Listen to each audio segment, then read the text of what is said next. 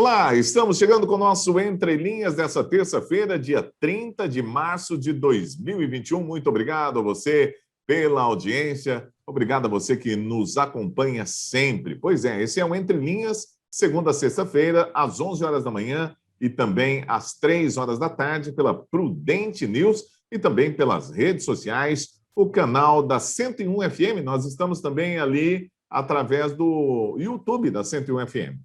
E agora vamos ter um podcast também, você vai poder apenas ouvir o programa de onde você estiver. Bom, vamos lá dar o bem-vindo ao Adolfo Padilha. Adolfo Padilha, seja bem-vindo. Bom dia, Eudes, Aline, Edivaldo, a todos os ouvintes da AM, o pessoal da plataforma digital. Um abraço aí ao amigo Hélio Carreiro, ao Jacaré Valdomiro, que está se recuperando do Covid, ao Leandro Coalhado, também se recuperando do Covid. Vamos aí tocar o programa aí nos temas escolhidos pela pauta aí hoje. Muito bem, olha, gente, é o seguinte, deixa eu mandar um alô aqui para o Reginaldo Nunes, que não perde um só programa, está sempre ligado aqui na programação. Aline Scarelli, bom dia. Bom dia, ouvintes da Rádio AM Prudente. Pessoal, preciso mandar um oi para o João Paulo Pazotti, para o Lucas Bressanin, que também não perde nenhum programa, estão em todo lado. Depois fico discutindo no WhatsApp comigo, é um barato. Obrigada aí pelo espaço. Vamos lá, Divaldo Cerezini, bem-vindo, é com você. Bom dia, pessoal. Muito obrigado por mais essa oportunidade de estarmos aqui batendo esse papo. Também quero mandar meu abraço, viu? Mandar meu abraço para o professor Elson Felice, com quem estava conversando sobre uma das pautas de hoje, a pauta ambiental aí, né? E mandar um abraço também para o Fernandão lá da Forte Car, que está firme no pedal. Muito bem, vamos lá então. A nossa primeira pauta é sobre aterro sanitário. Pois é isso aí. Na região do Oeste Paulista, alguns aterros controlados seguem com suas atividades. Contudo, o prazo para encerramento de recebimento de resíduos sólidos está terminando para alguns municípios. De acordo com dados da CETESB, que é a Companhia Ambiental do Estado de São Paulo, em seu último relatório produzido em 2019, foram encontrados problemas nas estações municipais de transbordo de resíduos em cidades regionais. Divaldo Cerezini, o lixo ainda é um grande problema aqui no Oeste Paulista, né?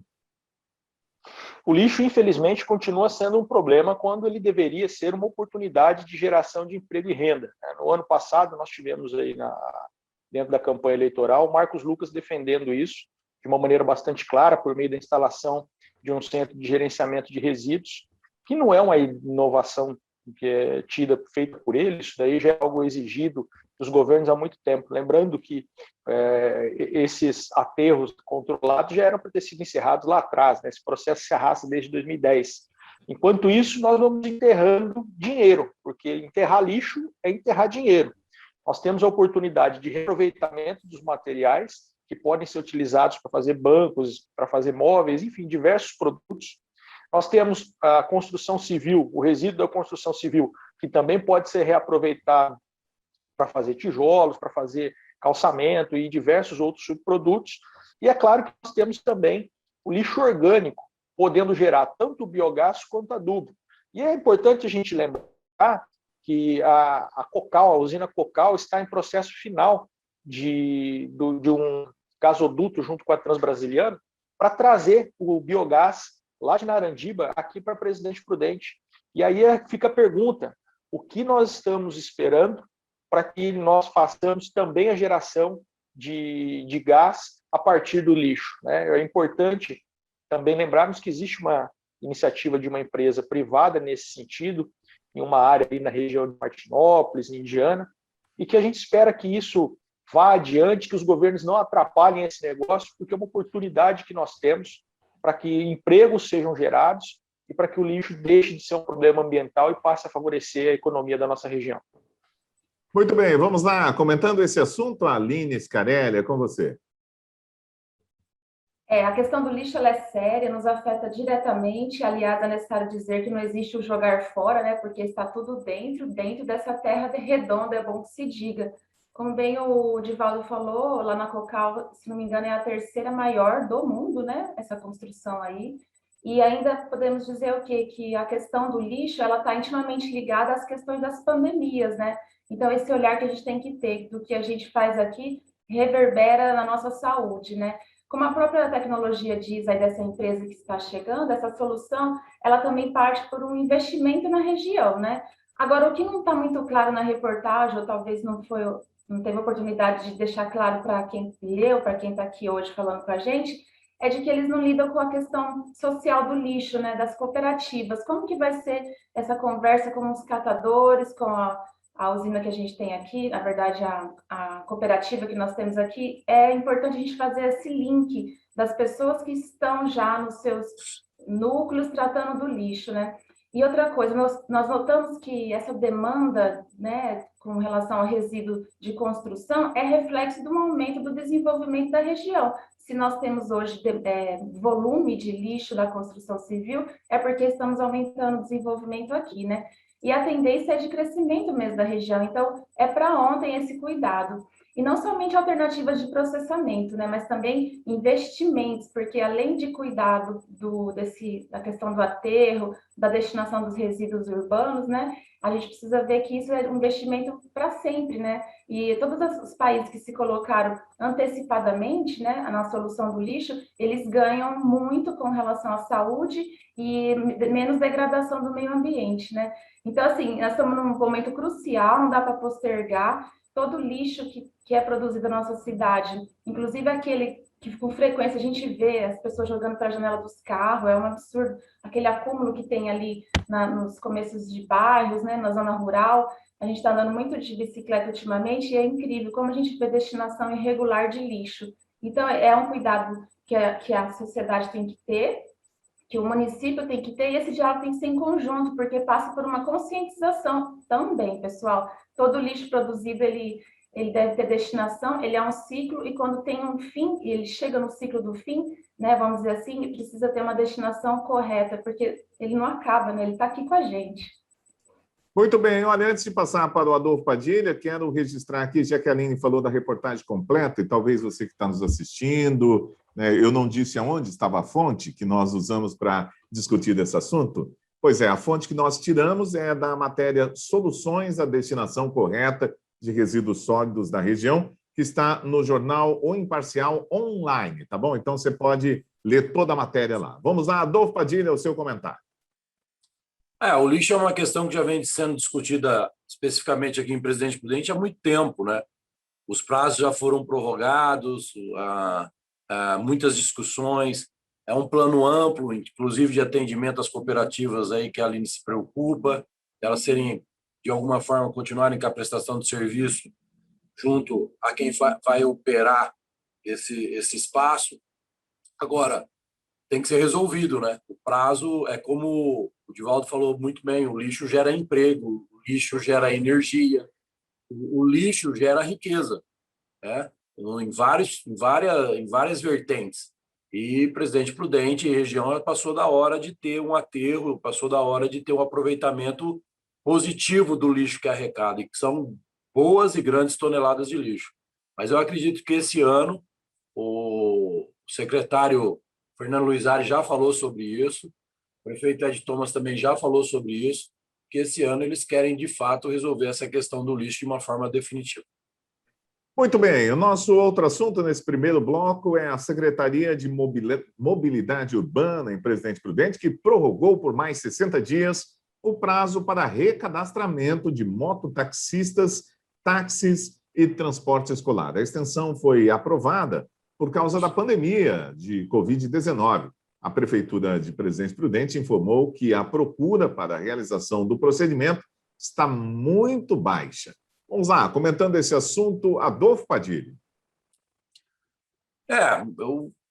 Devido à pandemia, né? A gente, taxista, mototaxista, ainda está tendo bastante coisa para fazer, porque muita gente, aqueles que dizem a favor do lockdown, que colocam como essencial a sua vida para poder pedir iFood, não a vida do entregador, né? Numa visão bem hipócrita, ele está tendo bastante coisa para ele fazer. Mas o secretário tem que facilitar, sim, porque não está fácil para ninguém. O secretário tem que facilitar essas inscrições, essas normas, quem tem que se normalizar diante das regras que tem, quem tem que estar de acordo com o regramento. Eu acho que o Edson vem fazendo um bom trabalho na frente da CEMOB. ele trabalha quietinho, ele não é um cara que gosta de chamar muitas as luzes da atenção, e dentro do possível ele vem colocando a mão dele na secretaria, dominando bem esse espaço, porque ele vem dessa área de trânsito, e eu acho que o secretário está conduzindo muito bem essa Secretaria de Transportes, de Trânsito e Transportes aqui de Presidente Prudente. Muito bem, vamos lá. Comentando o assunto, Divaldo Ceresini, vamos ouvir você. Olha, esse processo de renovação, é importante a gente dizer aqui que é necessário que a pessoa leve alguns documentos, né, lá na prefeitura.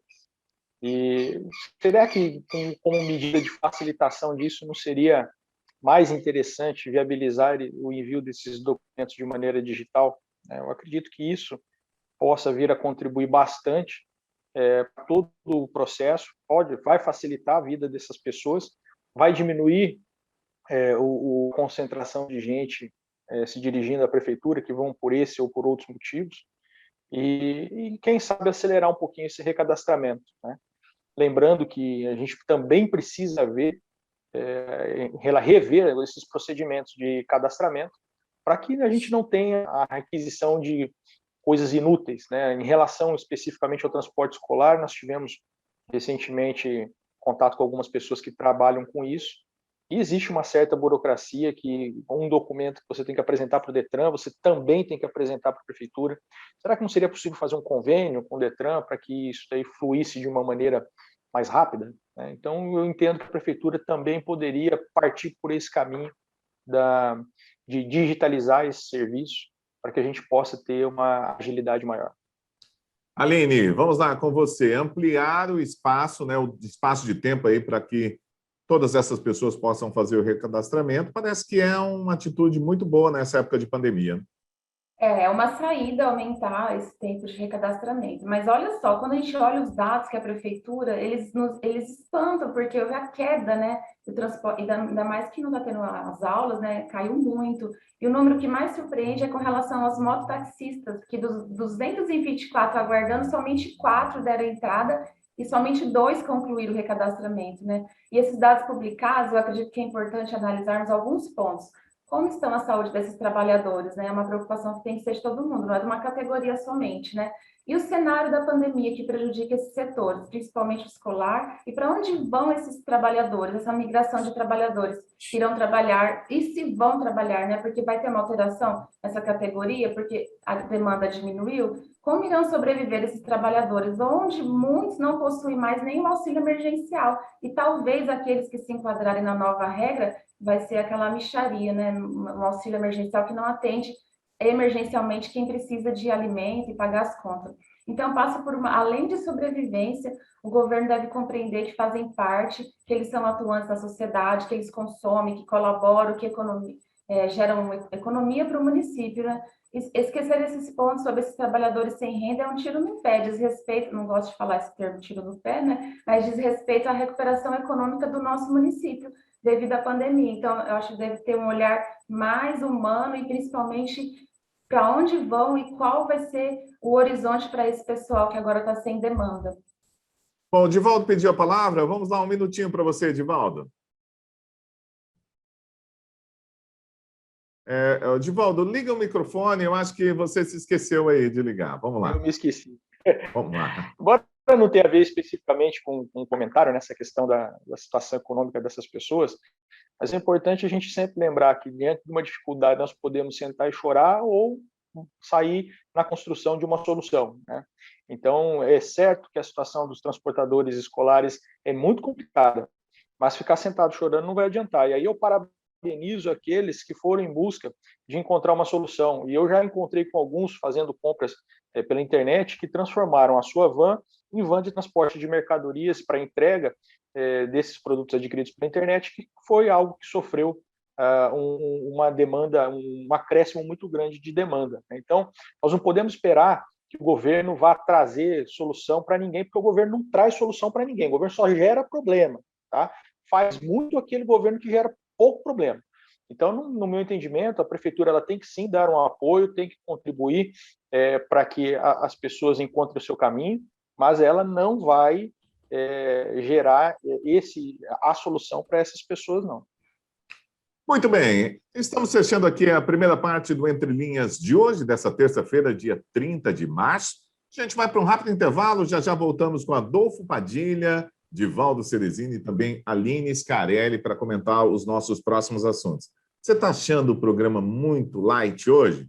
Pois é, espera para ver o segundo bloco, que já nós vamos discutir sobre a troca de ministros do governo Bolsonaro. É daqui a pouquinho, depois do intervalo.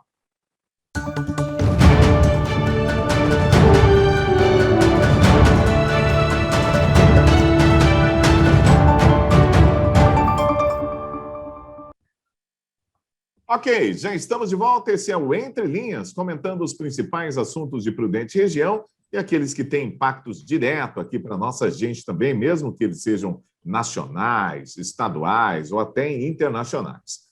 Bom, a gente vai começar aqui, vou trocar, pessoal, vou começar com a pauta da troca de ministros do presidente Bolsonaro, que oficializou a reforma ministerial com 6 mudanças, e você vai saber daqui quem entra, quem sai, né? O presidente trocou os comandos de Relações Exteriores, ministro da Defesa, da Casa Civil e da Justiça, da Secretaria de Governo e da Advocacia Geral da União.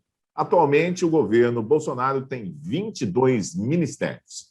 Vamos começar com Adolfo Padilha. Olha, eu achei mais do que natural as trocas que o presidente fez. Eu vejo muitas pessoas colocando isso numa conta de uma pressão do Centrão, e o que eu falo para essas pessoas é que elas devem ler um pouco mais. Primeiro, do perfil de quem assumiu, segundo, sobre como é a relação institucional e política em Brasília, né? Quando você pega, eu vou dar um exemplo aqui, o novo ministro da Justiça, um delegado federal altamente respeitado dentro da corporação, um cara com histórico de conhecimento, um cara com habilidades operacionais. Você vê que o Bolsonaro quer, com isso, dar uma agilidade maior para o ministério, a qual ele julga ser muito importante, que, aliás, vinha fazendo até um bom trabalho, mas fica aquele questionamento, né? O próprio Bolsonaro cobrava muito o Moro de ver pessoas sendo algemadas na rua naquela época, e o Moro não fazia nada. E talvez isso tenha sido uma das razões, porque a gente está vendo pessoas apanhando na rua da polícia, sendo presas, trabalhadores sendo violentados, e a gente não viu o Ministério da Justiça fazendo nada. Agora, quem sabe, com alguém que conhece de operações, direitos, garantias, isso pode mudar. Mas ninguém quer observar esse lado, não. Eles querem observar que é a pressão do Centrão. Então, mostre um dos cargos aqui que você vê uma ingerência política de indicação do Centrão. Só tem uma, que é da Flávia Arruda, que ela vai justamente para a Secretaria de Articulação Política junto à Câmara dos Deputados. Quem que você deveria pôr num cargo desse? Quem não é ligado ao Lira, presidente do Congresso? Que a Flávia é ligada ao grupo do Lira. Mais do que natural colocar alguém que tenha essa movimentação com o presidente da casa, essa secretaria específica para atender a demanda dos deputados. Agora, quem não entende isso, esquece que o Lula e a Dilma faziam a mesma coisa, só que eles pagavam em dinheiro, em grana, mensalão, petrolão, entendeu? A articulação política em Brasília, se ela não existir, vocês lembram do primeiro ano dele? Inabilidoso, não sabia fazer estabilidade para ter governabilidade. Agora, quando ele começa a mexer em determinadas áreas de uma forma indireta para atender uma demanda de articulação política, começam a dizer que ele está vendido para o Centrão. Nós nunca vamos agradar essa corrente. Essa corrente ela nunca vai querer ler, principalmente agora em época de pandemia, que o Brasil é o 5º país do mundo que mais vacina, enfim. Nós nunca vamos conseguir convencer os inconvencidos, porque eles têm uma teoria, eles têm uma meta, eles têm uma narrativa e eles vão em cima dessa narrativa. Nome por nome, aí, se eu tivesse mais tempo, eu explicaria qual é a ligação com o atual presidente e talvez até dar uma linha para esses que deixam tudo muito simples, dizendo assim, é pressão do Centrão. Não, é sua falta de entendimento do contexto político de Brasília.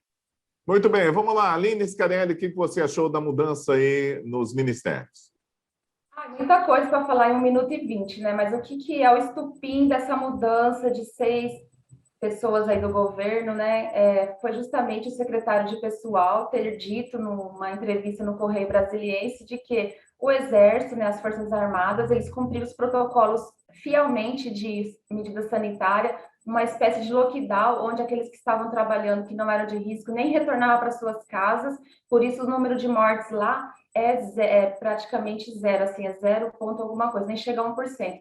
Então, aí como no Brasil as questões são muito contraditórias, isso inflamou o presidente, quer dizer, não que o Brasil seja contraditório, o presidente é contraditório, ele inflamou, então ele começou essa reforma aí ontem, a partir de uma crise lá do Ernesto, que não fez o papel dele que deveria ser feito no comércio internacional, e quem estava fazendo às vezes disso era o presidente do Senado e o presidente da Câmara, que esses dois, nesse momento, estão se colocando, sim, na função que lhes cabem, porque o Maia e o Alcolumbre não fazia, né? Agora, assim, o que ficou muito evidente que o presidente perdeu o apoio das Forças Armadas, porque existia uma tentativa de golpe ali, né? Na verdade, o nome correto, vamos dizer, é aquele estado de sítio que ele propôs e logo as pessoas não aceitaram, né? Diferente do que o Padilha disse, esse ministro da Justiça, o tal do Anderson Torres, é muito preocupante a nomeação dele, porque ele é amigo do Flávio Bolsonaro, né? E nessa mesma ordem de ideias, reflete o enfraquecimento político do presidente, né? E aumentou, sim, a dependência dele com o Centrão. E segundo o Kennedy Alencar disse, olha só, vou ler aqui o que ele disse, esse enfraquecimento é resultado da completa inação administrativa, pessoal. Falta de rumo, simbolizado pelo engodo da gestão do Paulo Guedes na economia e a tragédia sanitária na condução da pandemia. Então, assim, prepare-se que vai vir mais coisas. Isso é só o começo. Ontem todo mundo ficou muito agitado, muito converseiro. O que é importante a gente se pautar em fontes confiáveis, não fontes de Telegram, grupos de WhatsApp, e sim o que vem sido falado pelas mídias coerentes e preocupadas em trazer informação. É só o prenúncio de uma crise aí, viu? Muito bem, vamos lá. Divaldo Ceresini, como você viu essa troca de ministros do governo Bolsonaro?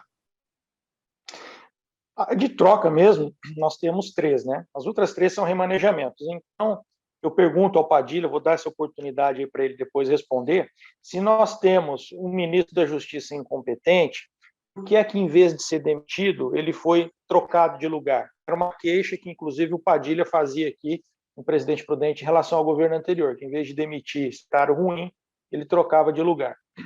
Eu entendo que o problema não foi o ministro da Justiça, assim como também não tem nada a ver essa questão de algemados lá com o Moro. O que acontece é que nós tínhamos e temos muitos ministros e muitos políticos, principalmente, mais preocupados em lacrar, em likes, em ter likes nas redes sociais, do que em trabalhar para resolver problemas em favor da sociedade. O ministro de Relações Exteriores causou muita confusão no Brasil com essa conduta dele. Como bem disse o vice-presidente da República, o ministro faz aquilo que o presidente manda. O Pazuello fez isso, o ministro Ernesto Araújo também fez isso, e arrumou toda essa confusão em relação à vacina, e tomando uma prensa do Centrão, que é representado pelo presidente do Senado e presidente da Câmara dos Deputados, que foram eleitos com o apoio do Bolsonaro, tal qual também o Rodrigo Maia e também o Davi Alcolumbre foram eleitos graças ao apoio do Bolsonaro lá atrás, e depois ele disse que era inimigo, né? Eles deram uma prensa porque também estavam sofrendo pressão da sociedade por uma solução para a crise sanitária que passava também pelas relações exteriores de maneira harmônica. Não dá para ficar batendo boca com os Estados Unidos, com a China, ficar brigando com todo mundo e achar que vai sair por cima. Isso só acontece em rede social, que você vai lá, pega um recortezinho, coloca a sua lacração embaixo e depois não está nem aí para o retorno daquilo lá. Aqui, em relações exteriores no mundo real, isso tem consequências e nós sofremos isso com o problema das vacinas. E, por fim, em relação à dependência do Centrão, a Flávia Arruda, para quem não sabe, ela é esposa do ex-governador do Distrito Federal, que foi preso no exercício do mandato por receber propina. A mesma pessoa que foi cassado como senador porque fraudou o painel de votações do Congresso, do Senado. Então, é com esse tipo de gente que, infelizmente, o nosso presidente está se relacionando. Muito diferente daquilo que ele falou em campanha. Muito bem, eu vou passar para o Adolfo Padilha aqui, porque ficou parecendo que o Adolfo Padilha é meio defensor do Bolsonaro. Ô, Adolfo, é com você, vamos lá. Pode ligar o microfone aí. Liga o Meio microfone aí, defensor, porque o seu muito microfone está defensor. desligado. Padilha.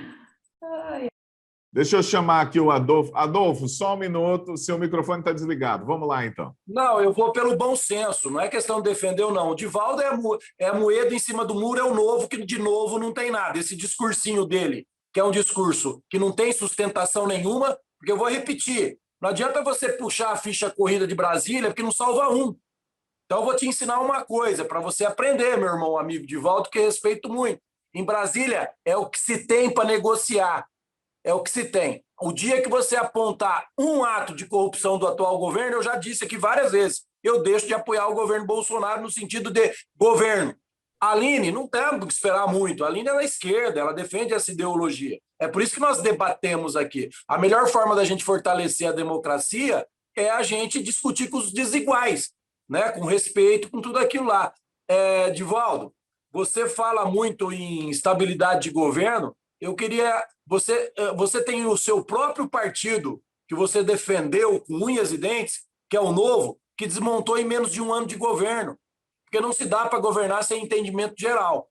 O que não se pode permitir é corrupção. Vou repetir isso aqui sempre. O próprio Partido Novo, que tinha como uma liderança o Amoedo, que para mim é um Dória disfarçado, o próprio Partido Novo se desfez em um ano de toda aquela política dos novos, nova forma de fazer política. Porque não se sustenta, infelizmente. Não vou dizer que você está errado no teu ponto de vista. Eu quero dizer da realidade, como você acabou de dizer aí do mundo virtual. O que vocês não falam do Ernesto Araújo é o que vocês não admitem. Vocês são vítimas da narrativa plantada para derrubar um ministro que não quis e não aceitou fazer conluio com a China sobre o 5G. É só isso. Cátia Abreu, aquela que fez a pandemia toda para tirar o Ernesto Araújo, se aproveitando inocentemente de um Twitter dele, que ele foi realmente ali, ele foi inocente, ele caiu numa armadilha, ela é presidente da Comissão de Relação Exterior. Não adianta, se ela não aprovar nem os acordos com Israel que foram assinados, sai. Então tem esse jogo político em Brasília, porque ela pediu numa conversa com o Ernesto Araújo, e vocês não falam, ela pediu que ele olhasse com atenção sobre o 5G da China, que ele viraria rei no Senado. O que você acha que ela quis dizer com isso? Então, gente, vamos ser um pouco mais prático e realista do que viver nesse mundinho lindo que vocês querem imaginar que nunca existiu em Brasília. Muito bem, nós vamos para a última pauta de hoje e nós vamos ter um minuto para o comentário de cada um, porque a gente se estendeu um pouco nessa questão aqui da troca de ministro e a gente deve continuar falando isso durante a semana. E o assunto principal agora é que o CIOP diz que as UPAs de Presidente Prudente extrapolaram todos os seus limites de atendimento e, infelizmente, encontram-se nesse momento em colapso. O consórcio informou que a situação se dá por indisponibilidade de leitos, bicos de oxigênio e respiradores, como também por equipes médicas e de enfermagens no limite de suas atribuições. A situação é muito caótica em Presidente Prudente, parece que é em toda a região também, né, Divaldo?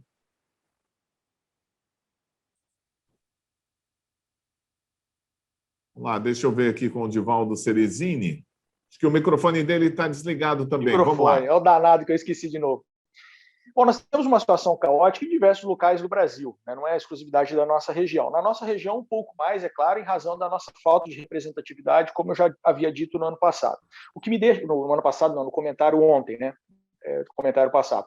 O que me deixa bastante feliz, eu e ouvintes, é ver que a sociedade civil tem ganhado muito espaço nisso daí. Eu conversava ontem com o Marcos Lucas e ele me dizia que existe um grupo de empresários atuando de maneira bastante forte junto ao Ministério Público, com o intuito de aumentar a capacidade hospitalar da nossa região, e eles estão estudando algumas alternativas para propor uma ação civil pública que obrigue o governo do Estado a custear essa ampliação de leitos tão importante nesse momento. O que a gente espera, é claro, é que isso daí aconteça numa velocidade rápida e não numa lentidão grande do judiciário.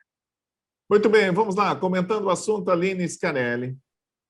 Ai, pessoal, a sensação é que eu estou falando um pouco aqui, que meu tempo está curtinho, né? O Padilha foge da pauta e é muito ruim, não é narrativa, é retórica que ele utiliza. O Twitter do ministro lá não tem nada de ingênuo, viu, Padilha? Não tem nada de ingênuo nesse cenário. Com relação à notícia em si, vamos dizer que temos boas notícias no que tange a continuar com as medidas restritivas. Saiu hoje na Folha, foi o comentário da Mônica Bergamo, de que as medidas restritivas estão, sim, diminuindo essa curva. E diminuindo o quê? A velocidade da curva. São números pequenos. Então, assim, hoje, Prudente... Olha, por favor, estou falando, interrompe aí o microfone dele. Ele vai ter um momento de falar, agora é o meu. Então, eu quero dizer o seguinte, é ruim, sim, a situação de Prudente, como em outras cidades. Então, a gente tem que continuar perseverando, é um sacrifício pessoal e coletivo, porque a recente mostragem demonstrou que se a gente tinha uma curva que ela era de alta velocidade, a velocidade está menor. Enquanto que em um dia tinham 700 pessoas esperando para internação grave, UTI, agora já diminuiu. Então, a gente tem que continuar perseverando. Acho que veio mostrando que realmente medidas restritivas de circulação de pessoas diminuiu a velocidade da curva. Então, vamos perseverar, pessoal. Entendo que as decisões com relação a presidente Prudente têm que ser dialogadas diante do interesse de todo mundo, mas que cada um no seu individual continue, porque vai dar resultado. Vamos confiar que está dando resultado.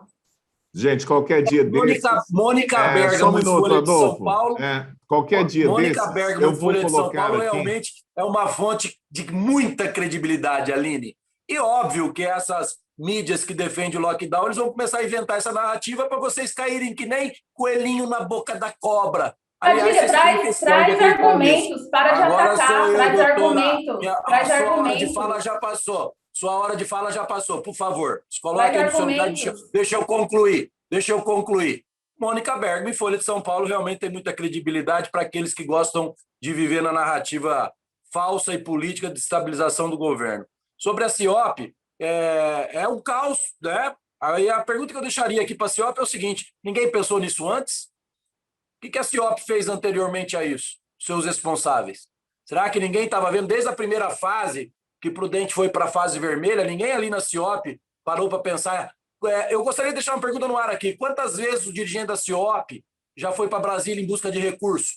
Quantos ofícios da CIOP tem em busca de recurso? É isso que a gente precisa cobrar da CIOP, já que ela cuida das nossas UPAs aqui em Presidente Prudente. Agora, o equipamento novo que chegou para a CIOP, esse é um trabalho que a gente deve à sociedade, aos empresários, à pessoa da secretária Paula e a sua equipe de trabalho, ao próprio Aristeu, que ajudou, o ex-secretário. Agora, e a CIOP? Dizer agora que nós estamos num caos, todo mundo está vendo, né? O problema é que quem está à frente de um órgão desse tem que ter planejamento para antecipar o problema. Muito bem, gente, nós estamos encerrando o nosso Entre Linhas e qualquer dia desses eu vou colocar a carinha de deboche de cada um no cantinho, assim, enquanto o outro está falando. É maravilhoso, é hilário, é muito bacana. Valeu, Adolfo Padilha, Aline Scarelli, também Divaldo Ceresini. Grande abraço para todo mundo. Voltamos a qualquer momento aqui nas duas edições do nosso Entre Linhas, às 11 horas da manhã e também às 3 horas da tarde, segunda a sexta. Grande abraço e até o nosso próximo encontro. Valeu, gente.